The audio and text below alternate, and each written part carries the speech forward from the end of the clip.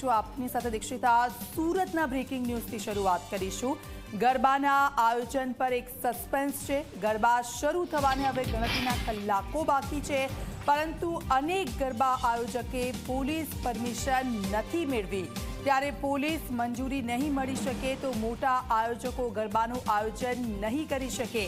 Fire NOC, structure stability, electric અને parking સુવિધા સહિતની પરવાનગીની આયોજકો નથી મેળવી શક્યા। ત્યારે તમામ નિયમો આયોજકોને પોલીસે સમજાવ્યા છે।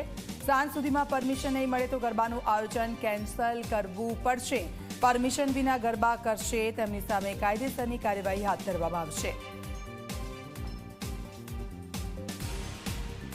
છેલ્લા એક વીકથી આપણને ખ્યાલ છે કે સુરતની અંદર ખૂબ ભારે વરસાદનો સામનો બધા જ કરી રહ્યા છે।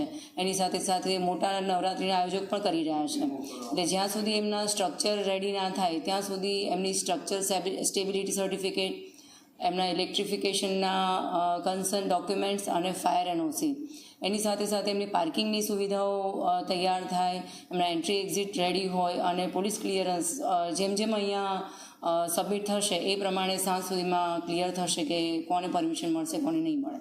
પરમિશન સાંજ સુધી નહીં મળે તો એને નવરાત્રિનું આયોજન એને કરવાનું રહેશે નહીં।